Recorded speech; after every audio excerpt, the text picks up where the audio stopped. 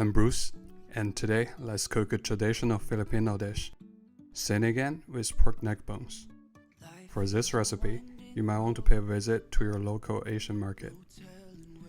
Turn the stove to high heat and bring a full pot of water to boil.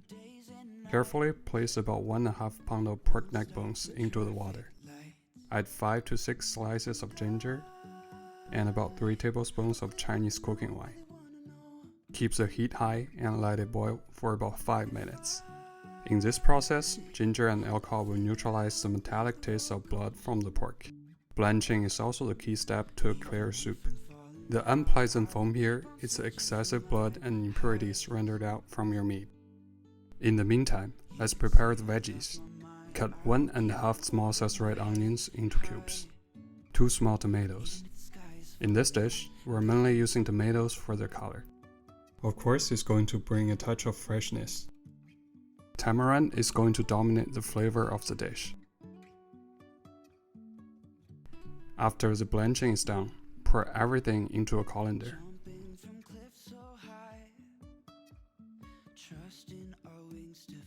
Use cold water to rinse thoroughly. Now let's bring another pot. Add 8 to 10 cups of water and bring it to boil. Place your neck bones back to the pot. Well, now your neck bones, that would not be pretty. More ginger, 3 tablespoons of fish sauce, and my secret ingredient, anchovies. Anchovies bring a hint of ocean to the dish, and just intensifies and deepens every other flavor in your pot. You can also use anchovies packed in oil. They'll just dissolve in the soup and brighten up the entire dish.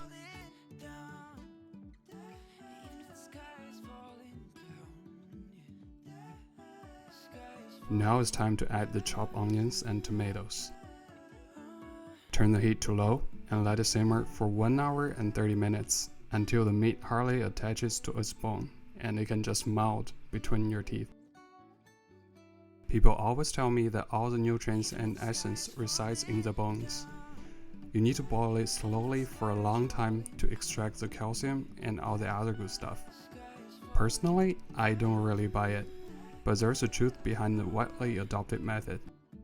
The fat from the bone marrow slowly releases its charming flavor and adds a rich creaminess to the soup. And this is why I like pork neck bones for Sinigang. Cut taro into half-inch cubes. And yes, I realize that I need sharper knives. Here, I'd also like to add some Nagaimo, or Chinese yam, for its refreshing sweetness compensates very well with the acidity in Sinigang. When the 1.5 hour timer goes off, add taro and Nagaimo into the pot and turn it up to medium to high heat. You want them to cook for about 15 minutes. This is also the time to introduce the star of the show.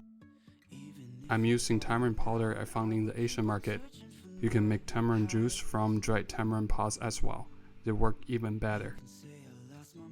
The sour, tangy taste of tamarind was so overwhelming to me the first time I tried it, but it quickly turned into my new addiction. Okra is another important ingredient for Sinigang. I'm not a big fan of the sliminess of okra, so there's a quick trick to get rid of it. After chopping up about 1 cup of okra, we can saute the okra pieces in medium-high to high heat. When you see the pieces drying up and the browning appears on the bottom of your pan, you know it's done.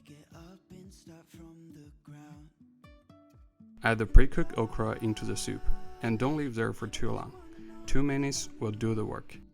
Overcooked okra will take away the pleasant sensation of okra seeds popping between your teeth.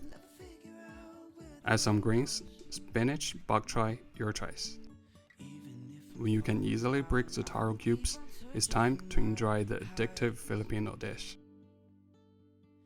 You can say I lost my mind, I will keep on holding my head high, even if the sky is falling down.